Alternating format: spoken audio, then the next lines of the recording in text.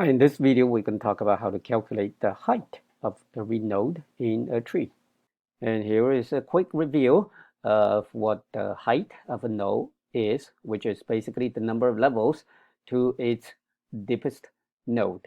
So for example, the height of node A is 3 because it takes 3 steps, 1, 2, 3, to reach its deepest node. Now, notice that the children of the same node might be at different heights, right? So the children B, C, D of node A, well, B is at height 2 because on this subtree of B, its deepest node from B is 2 levels, whereas in this subtree of C, the deepest node is just 1 level away from C. And finally, for node D, the height is only 0 because, well, it is the only node in its subtree. It has no child. And there are a number of places where we can compute the height of a node. To me, the place that makes the most sense is we make it into a property of the FhTreeNode class because, well, each instance of the node has its own height. So if you want, perhaps pause the video and give it a moment to think about how we can calculate a node's height given the information in a node, such as its sibling, first child, etc.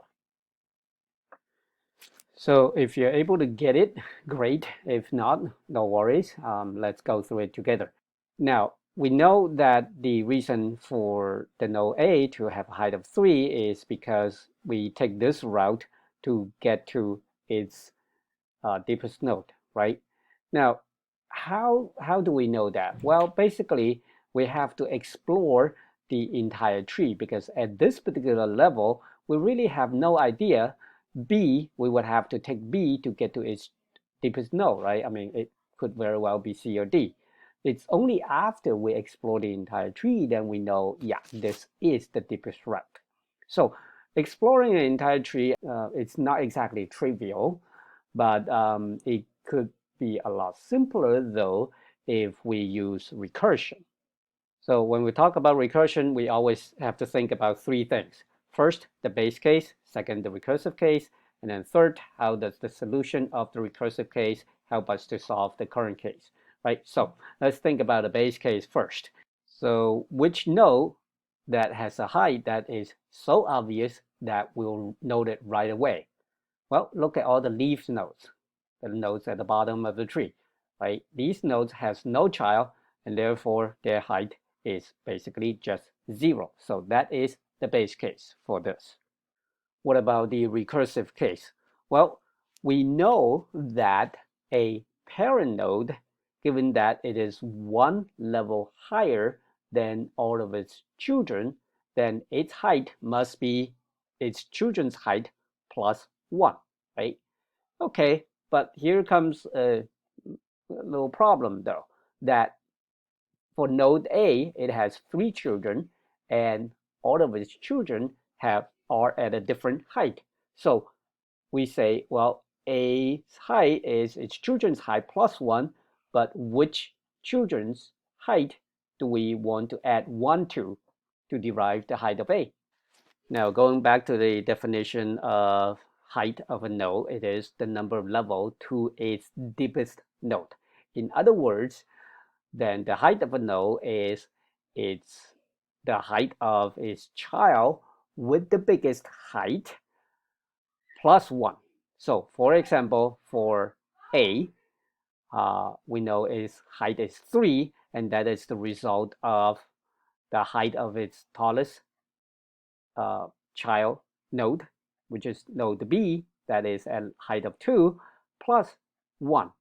Okay, it is not the, it doesn't, the height of its 2 other children, node C and node D, do not matter because at 1 and 0, they are not as tall as their sibling node B. So here is the algorithm or the pseudocode to calculate the height of a node. So if the node has no child, then the height is just 0.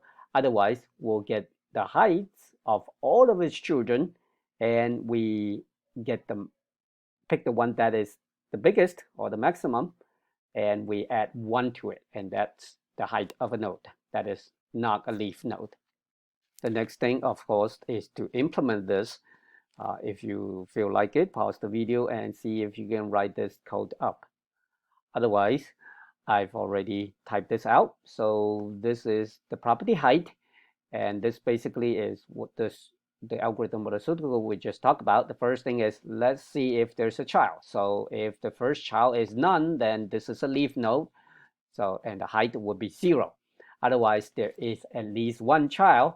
So we are going to assume the maximum child height of all the children is the height of the first child. Now, the height here, this is the recursive call, even though, well, it doesn't look like a function call, but remember, this is a property, which is basically a function call, right? So this would recursively calculate the height for the first child. We remember that number, and then we are going to loop through the rest of the first child's siblings, which are all the children of the current node. So as long as the child or the siblings is not none, then we recursively calculate the height for that particular child.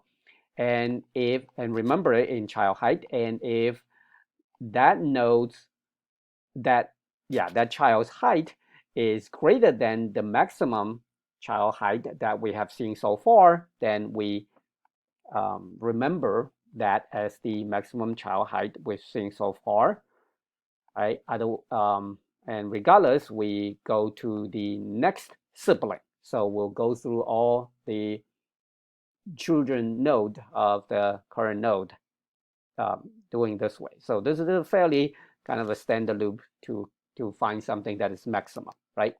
And then when we are done, then the max child height is holding the height of the child that is the tallest child of all the children. Then the height for this node would be that number plus 1. And that's basically what the slides explains. And yes, of course, when for the thunder string method of the node will include its height, and then we can construct a tree that was shown in the slides, and we can run it and see that now it has the height. So let's do some quick check. For example, we know the node A is a height of 3, node B is height of 2, A's other 2 children, node C is at height of 1, and node D is at height of 0.